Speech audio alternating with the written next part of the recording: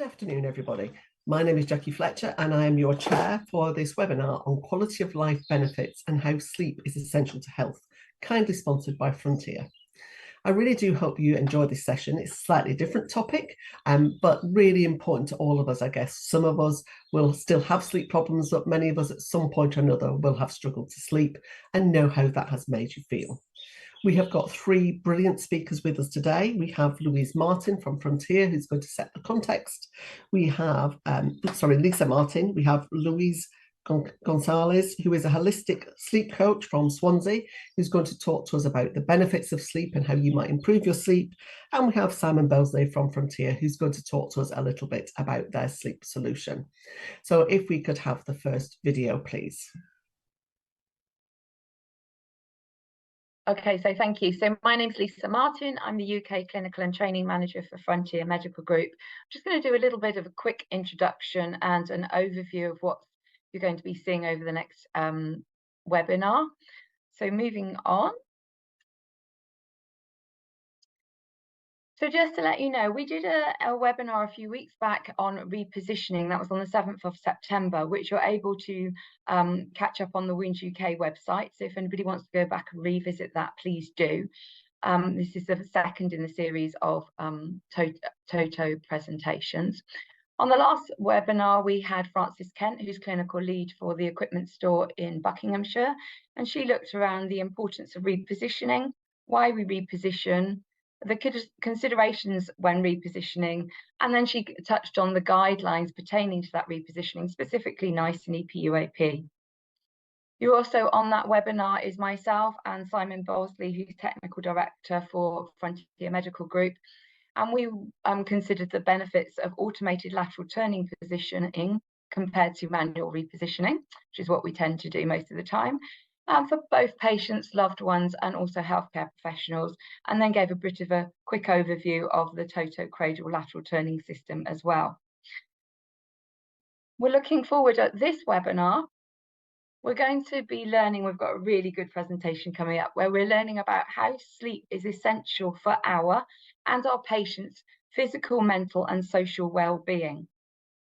We're focusing on the importance of sleep, the impact on the lack of sleep, and anybody who's had children will understand that one, and how sleep is not always considered as essential for good health.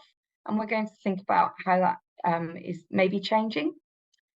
We'll also have an overview of the Toto and the Toto cradle lateral turning systems and how they can support improved sleep for patients.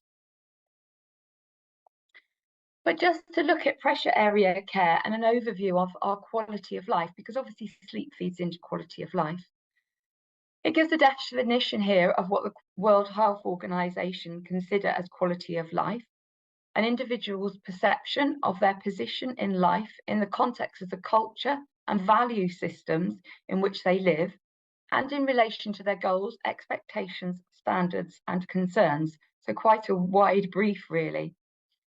Things that might contribute to our quality of life, obviously sleep or the lack of is one of the ones that we're focusing on, but maybe our financial security, health and well-being, what we do in our leisure time, if we have a leisure time, and the housing, amongst there are many other things that we could consider for quality of life. Thinking specifically on pressure area care and the impact on quality of life for patients and loved ones, physically, we know that patients with pressure damage, and that could be category 1 pressure damage, it doesn't have to be the Cat 4s and so forth. Physically, you can be impacted by pain, reduced mobility, and with that goes reduced muscle tone. And obviously, the older we get, the more our muscle tone deteriorates more rapidly, particularly if we're bedbound. Reduced appetite, largely because of feeling unwell or maybe a malodor. Increased risk of pressure damage. So if you've already got pressure damage, you definitely have more risk of getting more pressure damage. Poor sleep quality and increased dependency on others and all that brings. So that's the physicality of impact on quality of life. Thinking about social and well-being, if you've got pressure damage, you are likely to become low in mood with low self-esteem, or you could do. You may have lower social interaction and everything that comes with that. potentially financial impacts in the form of loss of work, paying for extra care, maybe prescription costs. The impacts could be wide and extensive.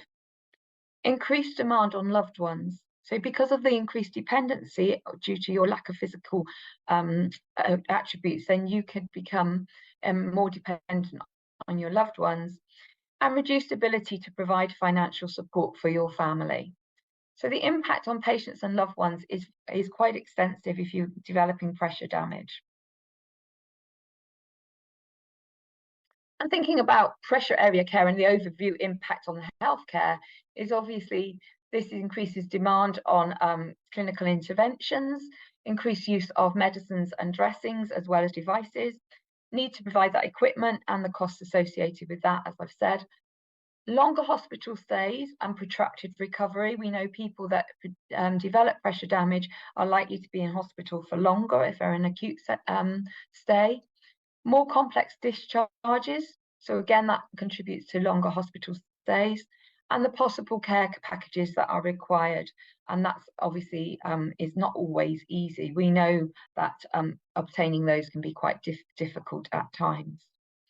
So just to summarise from my perspective, we've given a little bit of an overview of quality of life relating to pressure area care, but also to sleep. And with that, I'll hand you over to the next speaker. Thank you. My name's Louise and I'm a sleep coach, and I'm here to talk about the real vital importance of sleep and how it supports our optimal well-being. Now, part of the reason for this, I think, is that even as school children, we're very well versed in how important exercise and diet are for our health. Most school children can reel off, healthy foods and healthy exercise and how they help us. But not much of us, even though we know that sleep is kind of important, we don't understand exactly why that is and what the effects can be on our overall health when sleep doesn't go well. So that's what we're going to dive into today. Now, first of all, before we delve into this, what I thought would be useful to do is to actually talk about what happens while we sleep. Now, it sounds silly, but probably even kind of 50, 60 years ago, most sleep researchers would talk about sleep as being more of a kind of a hybrid state where you're either awake or asleep, and while you're asleep, it's just one sort of continuous state of being asleep. And the reason for the sleep, they might say, would be that it was just because your body and brain was over kind of stimulated through the day and it couldn't cope and it just needed time to rest and kind of have some downtime. And since about 1950, 1960, we've learnt so much more about the importance of sleep and what actually happens. So what I'll do quickly for you is talk you through what happens while we're sleeping at night. Now, I'm sure you're all quite familiar with the term sleep cycle. Most of our sleep cycles are around 90 minutes long or so. And what I'll talk you through is what happens during each part of those sleep cycle and how each part of the sleep cycle really impacts and helps our overall health. So first of all, the nice easy part is N1, it's called. N1 is probably accounts for 5-10 minutes of our overall sleep overnight. And this is the familiar feeling you'll have, when you're just kind of drifting off and you go into that hazy state. You're quite easily woken up if someone sort of said your name or you heard a sudden noise. We know how annoying that is. But generally, this is just taking you off into sleep for sort of 5 minutes or so. N2, this is the next stage, and this is where the interesting stuff starts to happen. So during N2 sleep, first of all, our heart and our respiratory system starts to slow down and rest. At the same time, we get these interesting brainwave patterns that start to occur. So first of all, we get what's called K complexes. Don't worry, I'm not going to test you at the end. And we also have sleep spindles that start to get produced. Now, there's a couple of functions of these brain waves. First of all, they are kind of the gateway to sort of sensory stimulation. So when we start to produce these spindles and these brain waves, what our brain is doing is filtering out the external stimuli that we don't need to worry about. So the more of these we have going on, the more able we'll be able to sleep through sort of background noise. And so another really important function of these is that they can also build a barrier to internal stimuli. So really relevant for today's topic, pain. So when we produce these K complexes, they can act as a bit of a barrier to pain and prevent the pain from disturbing our sleep, which is really important. And interestingly, patients in hospital who are experiencing more pain will actually have more of these K complexes being produced, which really will help them sleep a little bit better. I'll fast forward a little bit and give you a bit of a sort of teaser. You can imagine the impact of broken sleep on that part of the sleep cycle. Anyway, bringing it back in, as well as this, in N2 sleep, we also start to filter through the memories we've got from that day. And effectively, our brain kind of does this thing of thinking, right, what is important out of all of today's learnings and what I've experienced? What do I need to hold on to? And what do I need to let go of? So that happens in the N2 sleep. So then we'll move on to N3 sleep. We've got 3 functions that are being managed. First of all, it's your endocrine system. So this is where all your hormones are being regulated. Importantly, for recovery and sort of well-being, this is where growth hormone is regulated. So for young children, growth hormone is predominantly helping them grow. For people past puberty, then this growth hormone is more linked to our bodies recovering from illness and injury and repairing from the day. As well as that, we've got the glymphatic system. Now, this is where the brain is washing out all of the toxins from the day. It's a really important part of sleep and of our overall brain health. And as well as that, we'll be building some neural pathways to cement that learning that we've done from the day. And as well as that, the third system is our immune system. Now, interestingly, our immune system doesn't actually do that much while we're awake. It's actually while we're asleep that we produce the chemicals and the hormones in our body that really boost our immune system. And these hormones will go out, they'll detect infection, they'll fight infection, and they'll protect us in the future. So while we're sleeping, this is when our immunity is really helping our bodies and helping us grow and recover. So the final stage of our sleep cycle is N4 sleep, and this is REM sleep. This is where we dream and we have our most vivid dreams. So during this stage of sleep, this is where our emotions are regulated. And they say that actually, when we're having these vivid dreams, that we would often sort of process events that have been quite highly emotive. And so it just helps us to kind of regulate those emotions. And often when we have a traumatic event, once you've slept on it, you do feel a little bit better the next day because our brain has kind of processed all of those thoughts and feelings and come to terms with it a little bit more perhaps. And so that's what's going on in that N4 sleep. So the benefits of good sleep, I think these are all ones that we are quite familiar with. We have improved mood when we sleep well. Conversely, when we don't sleep well, there's a definite correlation between increase in depression and anxiety and even suicide in people who are chronically sleep deprived. Healthy hearts, so for people who have maybe a risk of cardiovascular disease or events, then when they are sleep deprived or the sleep is interrupted, they may be at risk of having cardiovascular events because their system isn't having that chance to rest during the day. As well as that, obviously we've got some restored immunity. We feel much more able to deal with the stresses and the strains of the day. Those little annoyances that you can tolerate when you've had some sleep will be very different if you've had less than sort of 4 or 5 hours of sleep. And interestingly, 5 hours seems to be the magic number in terms of our brain activity and cognition. So people who have had less than 5 hours of sleep will generally struggle with activities where they need to do quick thinking or multitasking. So things like driving will be harder. And also thinking through and making decisions. So when we're sleep deprived, our kind of outer brain, the more intelligent part of our brain perhaps kind of closes down a little bit, and we sort of rely more on our primal brain. And that part of the brain is just sort of focused on getting the results we want rather than thinking through the consequences, maybe. So when you've had less than 5 hours, you're more likely to be a bit more impulsive, maybe, and maybe make some rash decisions that you wouldn't have made if you'd had a good night's sleep. As well as that, just that finally, again, it comes back to the healthy weights. I think before I researched sleep, I didn't know too much about why it was. And I think it's interesting. So we've got two hormones that are regulated by our sleep. First of all, we've got ghrelin. So ghrelin is an appetite suppressant and will release ghrelin through the night, and it stops us getting hungry in the night, and it stops us needing to get up and have a snack in the middle of the night. We've also got leptin, and that is a appetite stimulant, and that stops getting produced while we're sleeping. If we are awake for longer than we should be in the night, or our sleep is disturbed, then our production of these hormones is affected, and effectively we'll start producing too much ghrelin, so we won't have the suppressant happening, and we won't be producing enough of the leptin, so we'll be hungrier the next day than we should be. And as well as that, going back to what we were talking about before, decision making around food, like we all know chocolate and cake is bad for us, but when we're in that kind of primal brain, sleep deprived state, we'll reach out, we won't make the good decisions that we might have made. We'll make those kind of fast track decisions of like, I need energy, I need calories, give me the cake.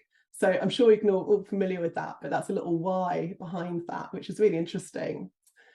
So let's move on to the next slide. So what happens when our sleep is interrupted? Now, I really like this, the analogy of Jenga tower, because going back to the architecture of our sleep, this is the term we give our sleep cycle. It's an architecture. And so every stage builds upon the other. And if you take out a Jenga block from the bottom of the tower collapses pretty soon. And this is what happens to our sleep when it's interrupted. If we get interrupted during N2 sleep, we're unlikely just to go back into sleep at the same place that we left off. It's likely it will go back to the start, or we won't complete that part of the sleep cycle.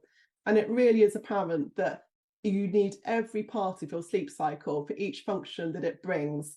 So you can imagine if you didn't go through that N2 cycle and you were someone who was suffering with pain, then that's going to affect how well you sleep in the N3 stage of your sleep. Because if you haven't produced those sleep spindles and the K complexes, that pain's going to be disturbing your sleep potentially for the next couple of hours. And that could have a really big impact. Likewise, with your brain and your memory consolidation, if you haven't gone through the full N2 cycle and your brain hasn't done that initial spring clean of what do I need to remember, what do I not need to remember, then you're going to really struggle to consolidate those memories that you would be doing during that N3 sleep. So every sleep stage is as important as each other. And if you miss any part of it, of any stage, then the next day you will feel it, and all functions probably will be impacted. So it is all very important when we look at sleep interruptions and how they can impact us. So I just wanted to bring this round through to how sleep and sleep interruptions could impact patients and even us while we're recovering from illness or injury. Now, there's been some studies done on the impact of sleep disruptions on recovery, and it's been really interesting. So certainly there's been some studies done on overall recovery times. There was a specific study done on women who had had fast-track hysterectomies, and the importance of that first couple of nights of sleep after the op had a huge impact on actually how long it took them to recover from that surgery. There's also been another similar study on people who have had knee surgery and their sleep over the next few months and how well they got back to full functionality. So that's a really important part of our understanding about sleep. Also, there's been studies done on patients who might have been an increased risk of delirium. So certainly people in convalescent homes, hospices, and also people who have had some sleep deprivation before an operation. There's definitely research that's shown that it can be an increased risk of delirium post-operatively, where there's been some sleep interruptions and sleep disruptions going on. So that's very interesting. Linking back to our heart health, then patients who have a higher risk of heart or cardiovascular events, again, if their sleep is getting interrupted over the course of their recovery, if they're already at higher risk of a cardiovascular event, if their heart rate isn't having that time to rest and recover during that N2 sleep, then that could lead to an increase in cardiovascular events. Again, interestingly, there is a link between patients that have OSA, so that's obstructive sleep apnea, where typically they are woken and disturbed every night. There is a correlation between people with OSA and an increased risk of strokes. So that could be a link there as well. And I think as well as that, from the cognitive side of things, when we're in hospital or when we're recovering from an illness, that in itself could be a major, major life event that's really sort of emotive, and patients might struggle to deal with that. So if their sleep is being disrupted and they're not having that deep sleep and that sleep to process all of those emotions, then that could really impact on their ability to kind of recover mentally from what's happened. And as well as that, when you're in hospital, even for someone with lots of sleep behind them, and even with some medical background between them, you're having to kind of learn this new medical jargon and get into this whole world of understanding treatment plans and making decisions that could be life-changing in terms of what's happening to you. And if you haven't slept well, then that's going to be so much harder if you aren't able to fully understand or fully remember some of the treatment plans and the jargon that's being used. And you might find it harder to make treatment decisions that could have big impacts on your future well-being. So really important parts of that to consider. So I hope that helps. I know it's been a bit of a whistle-stop tour of sleep. There's quite a lot of biology in there, but I hope it's been interesting, and it's helped you kind of bring a new perspective to the importance of sleep and exactly why it really helps with our optimal health. Hi everybody, my name's Simon Bosley. I'm the Technical Director from Frontier Medical Group, and for the next 5-10 minutes I'm going to be talking to you about TOTO, lateral turning system, and our latest and most exciting product launch with regards to the TOTO Cradle system. The TOTO Cradle system upgrade is launching a new cradle feature and a cradle support system which enhances users' well-being, supports improved clinical outcomes, by helping and enhancing user comfort, support, and thereby increasing concordance of the system. A bit of background for TOTO. TOTO is a medical device designed to assist in healthcare professionals in turning and repositioning immobile, less mobile, and bedridden patients. And we know, and we've heard, that repositioning patients is essential to prevent pressure ulcers, and also to improve patient comfort, and that is largely around increasing patient compliance and their adherence to turning regimens, and etc. And it also is there to reduce the risk of complications associated with immobility, and that's both for patients, namely pressure ulcers, but also healthcare professionals. And we're particularly talking about manual handling injuries, musculoskeletal injuries, and days lost to staff illness and sickness. TOTO, in its current iteration, was launched in 2017 and is being successfully used internationally in all healthcare environments. So that is in hospital and home care in multiple geographies worldwide. And the feedback that we get from users is that they appreciate and benefit from pressure ulcer prevention, respiratory comfort, and healthcare benefits and improvements. And we see that it's particularly useful as an adjunctive therapy in resource-scarce environments. And I think we can all recognise areas such as staff shortages and maintaining compliance to repositioning schedules, as well as in the home care environment where there may not be readily available staff and healthcare professionals to turn patients as frequently as we may wish. The TOTO automated turning system provides 24-hour consistent, controlled, and complete body turning and a lightweight, easy-to-use single-person system. The device is placed underneath the user's mattress, and via a pump and air cells, it tilts the patient to 30 degrees evenly, smoothly, and consistently, even whilst they're sleeping. The inflation duration is between 4 and 5 minutes, depending on the patient weight. And the deflation system is the deflation process is around 3 minutes. There is also an emergency deflation system with a CPR valve should it be needed. And the control unit, it provides customized care. It's programmable with 30-minute intervals, and also with a side selection feature, i.e. you can isolate aside not to inflate if for reasons pertinent to the patient. It's got an adaptive profiling platform, which is compatible with most profiling bed frames in any profiled or rise and recline positions, and that is the same for any multi-section profiling beds, and can be used suitable and is suitable for use with high specification foams, dynamics, and active mattresses. And just to repeat, it's designed to go underneath the mattress, not as the primary pressure relieving platform. It's multiple patient use. It comes with an infection control cover with leak-proof zips and fluid ingress zips and flaps, which obviously to reduce the weight of infection.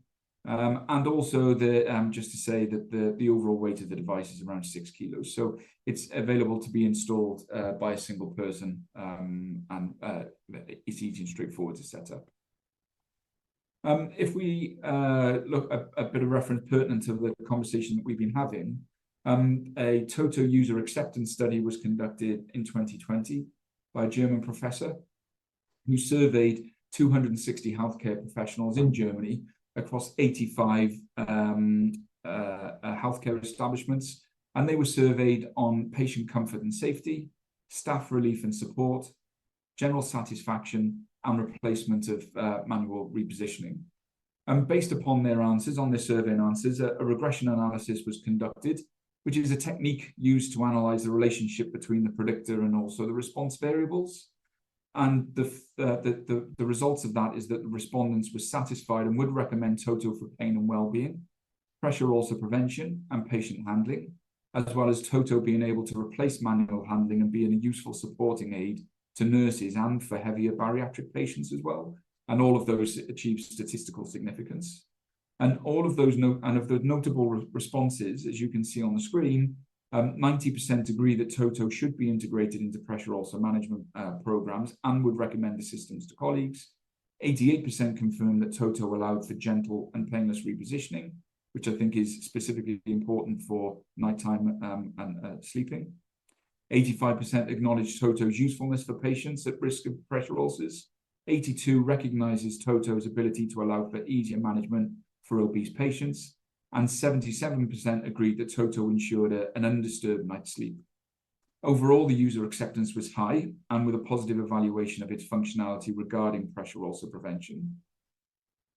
The latest iteration of Toto introduces the cradle feature, which builds on the success of Toto. So historically, it was just a primary air cell inflating to 30 degrees, but the product which is available now introduces a 9-degree counter tilt, a cradle support system, which is particularly useful for patients of concern around migrating across the mattress surface, or particularly concerned of things like patient entrapment, where you may wish to, that extra safety and security. It's useful to say that obviously we would absolutely recommend that any risk assessment is conducted upon the introduction of Toto and any medical device for that matter. There are some additional benefits to pressure ulcer prevention that we should talk about. I mentioned earlier on with regards to caregiver musculoskeletal injuries as a result of excessive and repeat manual handling.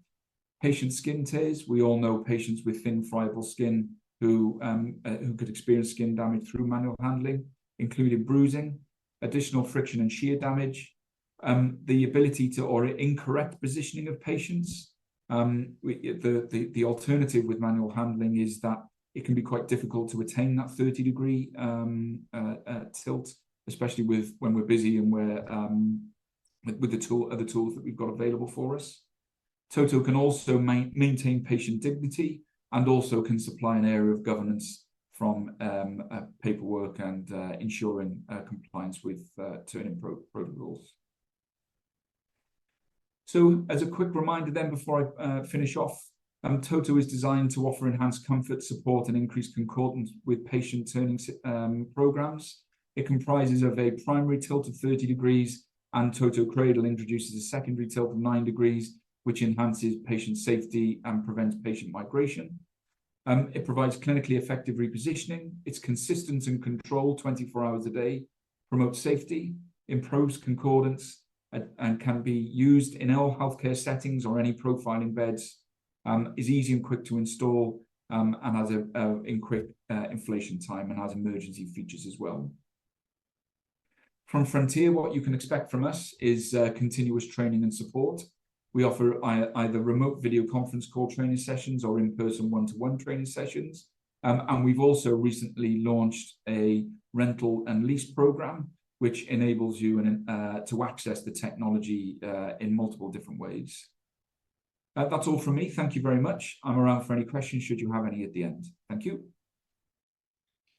Thank you. Wasn't that really, really interesting? Some fabulous presentations there, and lots of new information, things I didn't know about at all. So thank you to our three speakers.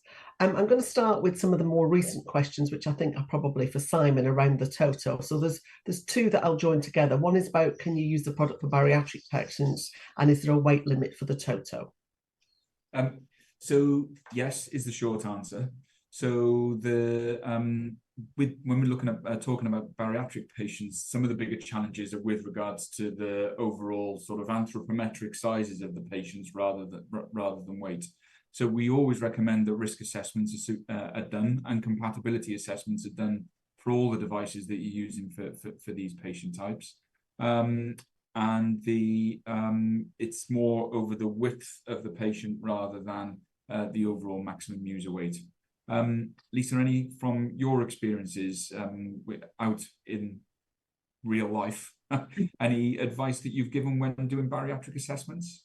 I think what we say for it, as Simon's just said, it depends on the width of the patient. So the weight limit, as long as they fall within the weight limit and they're on a standard hospital community bed, is that, I think from my perspective, Simon, then you can use it for those patients. So it's about that assessment on the width and also the bed that they're sleeping on and the mattress they've got as well, because the Toto is designed for, you know, your standard hospital mattress and bed, and the same for the community. Lisa, whilst you're there, can I ask you about the noise when the Toto's change in position? Is that something that you hear people commenting on or not? No, not negatively. So the comments we normally have is that it's very quiet and it's very gentle as well. So people aren't moved very quickly on it. They're moved quite gently, and the noise is very, very low on that. And as soon as the full inflation is reached, then the air is not pumped into the pump anymore. So it's not like some pumps where you've got air continually going in. The air to inflate the air cells is only in for that sort of minute and a half whilst it's inflating, and then it will cut off. So that reduces those levels of noise. It also reduces the amount of electricity that's being used. That's something that gets asked quite often, isn't it, about how much power are we using, particularly at the minute when the prices of power are so ridiculous. And there's quite a few questions for Louise, as we expected there may be, and I almost don't know where to start. As we were talking about noise, Louise, you know, is noise and environmental noise something we should be thinking about? So if you've got patients in hospital in particular, you know, it's very difficult to keep it quiet. Mm-hmm. Yes. So definitely there's been studies done on noise and in terms of patients' sleep. And yeah, whatever we can do to reduce noise is going to be really helpful. I think some background noise is going to be okay. Lots of people will be okay with just some low-level background noise. And there's been studies done on middle-aged men, insomniac men, listening to pink noise overnight, for example. And those men have woken up in the morning and they've sort of tested better with better memory retention, and their sleep studies have shown they've had sort of, you know, quite deep sleep. So, you know, you definitely don't need a silent room necessarily, but the fluctuations in noise, so certainly alarms that might be going off in around the bed, or voices coming and going, they're likely to cause some sleep disturbances for patients. That's interesting that you said pink noise. I've heard of white noise, and I've heard of noise recently. From, you know, to help you sleep, listen to white noise. They've now gone to brown noise. I presume that's it. Pink and brown are the new white. They're the things we should be listening to. And you talked a lot about the rhythm of sleep. And in terms of pressure ulcer prevention, we are very rhythm focused. So we do a lot of repositioning at 2 or 4 hourly intervals. But that to me looks much more like a 90-minute sleep cycle. Would we be better changing to 1.5 and 3 hours? Would that help? I think so, but I think, you know, it's only around 90 minutes. Not everyone's going to be bang on 90 minutes, and it's going to be hard without doing a sleep study on someone while they're sleeping to know exactly where they're lying in that. I think there was a question around, you know, if you changed it to every 90 minutes, but I think that's going to be problematic, isn't it? Because it's going to be hard to know when someone's actually gone to sleep, and then set your routine from there and line that up with the other patients that you're caring for. I think that's probably quite hard. So if you're doing it gently, then that's great. If you're doing more of the manual adjusting, trying to line that up to do that every 90 minutes would be really hard. And if you're going to wake someone up anyway, even if they were just coming out of their sleep cycle, if you were going to do some manual adjustment and they woke up with that, then they've still got to get back to sleep at the end. There's a question about the best position to maximise quality of sleep. Is there a best position for people to sleep in? That's a really interesting question. There's not much evidence around positioning, as far as I'm aware, for sort of healthy adults. I think it probably is just a really personal preference. Some patients or adults will report sleeping really well on their stomachs. Others of us are side sleepers. Not many of us are back sleepers, which again is interesting, isn't it, for hospital stays when most patients would traditionally be laying on their backs. So yeah, I think mainly it will be a personal preference thing, but certainly something that maybe there's room for taking into account for, doing what we can to maximise patient comfort. Yeah, and as a person who sleeps almost in the recovery position, I always find it strange that people in hospital, you're expected almost to sleep on your back or on your side. I would find that really difficult. Yeah, absolutely. That impacts on the quality of the sleep. It's like if you've got a bad back or a broken arm, or you're forced to sleep in a funny position, for you. Does that make a difference? Yeah, I think it would do. I think, going back to young infants, we know that young infants will sleep more deeply on their stomach, which is why we don't want those babies sleeping on their stomachs, because we don't want those babies sleeping too deeply. So there could certainly be some similar patterns for adults, but definitely when you're doing something different to what you're used to, same with sleeping in a different place, you're going to be more vigilant. Pain aside, discomfort aside, if you're in an unfamiliar place, in an unfamiliar position, then you're going to be sleeping with more vigilance, and that sleep isn't going to be as deep or as restful as it could be at home. So the question about the benefits of patient in hospital and how we need to reposition them, particularly thinking about pressure ulcers. What can we do to help prevent pressure ulcers, but also to help patients get the sleep? Because you talked about all those benefits of good sleep in terms of cellular turnover and recovery. We need that benefit, but we also need the repositioning. How can we get the balance? Yes. So in terms of patient comfort, it is around kind of taking that really holistic view. So there's lots of things that's going to be impacting on patient sleep. So pain is going to be a thing, and there's definitely a relationship where people have had more pain during the day, they're likely to have worse sleep at night. But again, it's bi-directional. So if you have worse sleep at night, you're going to have higher pain the next day, maybe. So definitely keeping on top of pain and discomfort during the day, which again could relate to the turning, couldn't it, in terms of just making that as smooth as possible and reducing how that might impact on discomfort during the day and night. But yeah, certainly keeping things as dark as possible for patients, reducing noises around if you can, and just finding out what is comfy for them. What's their natural sleep rhythm? Are they a night owl or are they an earlier bird? That could be a big thing as well. I think, Jackie, if I can just add into that, I think that's where we see Toto fitting in really nicely into that question that you asked. We know the importance of sleep, and we know the importance of moving patients frequently. And by automating that process, so it occurs during that overnight, we're encouraging patients to sleep. We're minimizing that physical interaction from healthcare professionals, whilst ensuring that we're able to keep to those turning protocols. And we know that Toto does that really efficiently and effectively through the feedback that we get in market, and also the evidence that we've generated. So yeah, we think that Toto really fits well into that sweet spot that you mentioned. We've had some questions as well around temperature and sleep. So, getting the room at the right temperature. And when we put patients on any powered equipment, there's always a concern that it changes the environment, the temperature. is that something we should be thinking about? We mentioned the cost of plugging it in. We mentioned the noise. And does it affect the temperature? Is also, what about the rhythm? So from, again, personal experience, I know if you put me on a train, I'm quite happy to, with that rhythm, go to sleep. Is this gentle motion perhaps something a bit like rocking a baby? Is that likely to be beneficial? Yeah, it could well be. The gentle, lots of us do sleep better and can relate to that thing where it's much easier to fall asleep in a car, for example, than it is in a bed. So during the day, most of us can last the day without needing a sleep.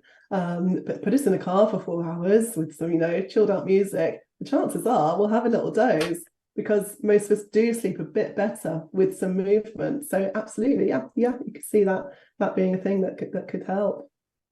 And so I think the question for Simon and Lisa, there's a question from the delegates about how is Toto different from the other mattresses that we used? So first thing, as I think I mentioned, Toto isn't a mattress, so it's not a replacement for your high-spec foam or your domestic mattress. So it's important to note that it sits underneath the mattress, and that offers really flexible benefits. So what that means is, whatever healthcare environment you're working in, Toto can be used in amongst all your current equipment that you may have. And equally, if you're in the home care environment and you're, treating patients at home, again, it can be adapted to any domestic mattresses that your patient group might be using. So what that means is that it can become a really flexible addition to any of your sort of prescribing or your turning processes. And as I mentioned, we have now a buy it. You can buy Toto, but you can also rent it as well for different periods. So we, from a different business perspective, you can get access to the technology a lot easier as well. Lisa, anything to add? Yeah, I think I just want to just clarify on domestic mattresses. The one you can't use it on is a pocket sprung mattress because it can't bend. But if you had your own memory foam mattress, or you're using one of the clinical mattresses in the domestic situation, then that's absolutely fine as well. But that's definitely where it fits very well, because if you've already got a mattress that somebody is happy with, or you have made that decision that's the mattress type that you're using, then obviously the Toto fits very well underneath those. Thanks, Lisa. There is quite a few things about preparing to sleep. So we've been asked about, is there any over-the-counter medication you'd recommend? Anything about what you maybe eat and drink before you go to sleep? Any routines that might be helpful? Yeah, absolutely. So we definitely know that just making small tweaks to our sort of pre-bed routine can really help. So the analogy I often give is, lots of us will be familiar with that feeling of like working really hard on a project at work, and you might have been awake for like 20 hours or longer because you've been working to get, hit a deadline. And so you've worked through till like 2 o'clock in the morning, you've done your job, you close your laptop, you're like, right, I'm gonna have an amazing sleep now. And you go to bed and you can't sleep. And when you do sleep, you wake up in the morning and you feel rubbish because you've been dreaming and thinking and processing all of that stuff that you've just been doing. So a big part of sleeping well for lots of people is just calming down that busy brain before they actually, go into bed and close their eyes. So it's cliched, we know the advice, but I'll say it anyway. Just having even just half an hour where you just down tools. So you put your phone aside, your laptop aside, you have a shower, you read a book, or, if you've got a partner with you, play a card game or do something that you wouldn't normally do, that you could just focus on that, do a jigsaw or, do some crochet, something that's just helps you be a bit more mindful about what you're doing and just be in the moment for that sort of half an hour or so before you go to bed. Make your room a sanctuary, try and get rid of all the clutter, the washing that needs putting away and all of that, so that when you go into your bed and into your bedroom, you've got that clear space that will definitely help you feel a bit calmer. But yeah, in terms of foods, that's a really good question. Sometimes magnesium can improve sleep. So sometimes women might be low in magnesium in particular. So that's a supplement that you might want to investigate in terms of supporting sleep. And in terms of food, then definitely there's some foods that have tryptophans in, which are a kind of a precursor to serotonin and melatonin that can help us sleep well. None of these foods are going to be the golden bullet, but it's worth, including some. So typical foods would be poultry, dairy, so chicken, cheese and crackers, bananas, that kind of thing. Tart cherries are another one. So including those in our diets will definitely be helpful. And certainly just having a rainbow diet, so eating well, eating healthily, trying to reduce your sugar can be helpful. I think an interesting one is coffee and caffeine, isn't it? So we're all a bit paranoid about drinking caffeine, but actually, caffeine can be helpful for some people to get into a helpful sleep rhythm. So lots of insomniacs will come my way, and they're in this cycle where they can't sleep at night, but then they'll be napping during the day because they're so tired. And actually what these people can do is actually use caffeine during the day to keep them going, and maybe stop the caffeine around 2, 3, 4 o'clock. And then by maybe 1 o'clock in the morning, they'll be ready to go to bed, and they can go to bed and have a better sleep because they've been able to stay awake and build up that sleep pressure during the day, rather than having the buffet approach to sleep of like taking little bits and bobs during the day, and then you get to nighttime and you just don't have the sleep pressure there to help you get to sleep. So, I mean, thinking about that buffet approach that you described, our hospitalised patients in particular, and even those that we are maybe in care homes where we reposition them constantly. So hospital patients are probably, if they're not in pain, they're probably very bored. Yeah. They can't do anything about that nice environment you described. They've got no control over it. So in between us interrupting them or visitors, what they do is doze off, isn't it? Yes. How can we help people who are in that situation that they have little control over? They have a very boring existence. So some of the patients we see in their own homes are confined to one room, or they have the television. Yes. Is there anything we can do to help them? Yeah, so in an ideal world, we would just use our beds, especially at home, where that's your permanent setting. You would use your bed just for sleep. So for patients with limited mobility who might still be at home, or maybe in hospital, but not confined to their beds all the time, just being able to spend more time, even in the room, but in the bedroom. Or I go to sort of teenagers who are in the bedroom, in their beds lots, just sit in a different position on the bed, maybe, which I know it's difficult on a hospital bed. But if they had a double bed at home, or I had a chair in their bedroom, just spending a bit more time on the chair during the day to have that different setting, so that when they get into bed at nighttime, that's their signal to their brain, okay, this is where I sleep. And the more you can just associate sleep with your bed, the better. It's when bed comes associated with having breakfast, having a cup of tea, reading a book, doing some knitting, all these other things, it gets harder. It's not going to be the deal breaker to sleep, but where things are already hard, it can make things a bit harder still. And when we've got people in hospital, we talk a lot about the effects on them in terms of deconditioning. They lose muscle tone because they spend too much time in bed. But thinking about what you were talking about the benefits of sleep, where they're not getting sleep, where they're getting that snacking, they're dozing all day, we're waking them up every 4 hours at night to reposition them. It must have a significant effect on their overall physiology. Yes, yeah. So this is where we are just literally at the tip of the iceberg in terms of our understanding of exactly what goes on while we're sleeping. But certainly there is evidence that while we're sleeping, that we release hormones in our body that really support our growth and immune system. So in young children, the growth hormones are primarily sort of concerned with helping children grow. But after adolescence, this is when the growth hormones are more concerned with repairing and regeneration. So yeah, absolutely. Where people aren't getting the sleep they need, it's definitely going to slow down their recovery, and that their immune system will be more vulnerable perhaps than it would be if they were sleeping well. And then we've got, I think this is a clinical question, thinking of night workers, does the time of day we sleep have an impact on health? Yeah, so there's limited data about that because it's so hard to pinpoint that it's the time of day that's the thing, because for night workers there's all sorts going on. They might be having reduced hours of sleep, they might be in more stressful situations as well while they're at work. But what we do know is that for night workers, the general recommendation is, if they can, to come home from their night shift, maybe have some breakfast, and then go to sleep as early as they can in the day. And so when you sleep in that way, if you're working a night shift that night, then you'll be able to go to bed, have some sleep, get up for a couple of hours, and then go to work and function fairly well. If you weren't working that night and you were going to be off for 24 or more hours, then it gives you the chance to go to sleep early in the day, be up, and then go back to bed at night time and have that sleep pressure that you've built up over the course of the day. Because the alternative is you come home, you potter around for a while, you go to bed after lunch once you've kind of come down a little bit, but then you get up at 5 o'clock maybe, and then you try to go to bed at 10 or 11, and you've only got 5-6 hours of sleep pressure. And even if you'd only napped for a couple of hours, that's probably going to be quite hard to get to sleep and get back into the rhythm that you want to be.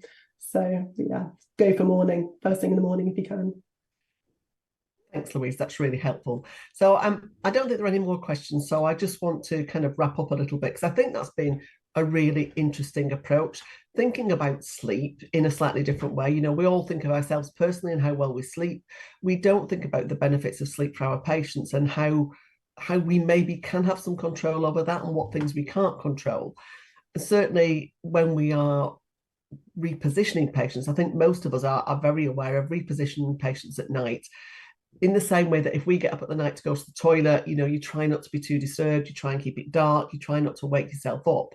And we might try and do that when we're repositioning a patient, but we often get to them and they've been incontinent, so you finish up putting lights on and you're washing them and you're changing the temperature. It must be really disturbing. And even that physical taking the sheets off to reposition them, putting your hands under them, that contact with another person must be very disturbing for them and really have an impact on the sleep. So if we can use something that helps to minimize all those contacts, that helps us minimize the taking the sheets off, changing the temperature, voices around the beds, lights going on, all those things that might disturb them. Obviously, we still want to check their skin and make sure that we are looking at the skin to check that they've not been incontinent, but you can do that with a torch, you can do it very quietly. And then this must have a real helpful effect on the patient, at least overnight. So can I once again thank all three of you for really fascinating presentations. Thank Frontier for sponsoring this. It's been really helpful. And thank you to everybody who's watched this. It will be available on demand if you missed part of it, or if you want to watch it again to make sure you pick things up. And we thank you for your attention.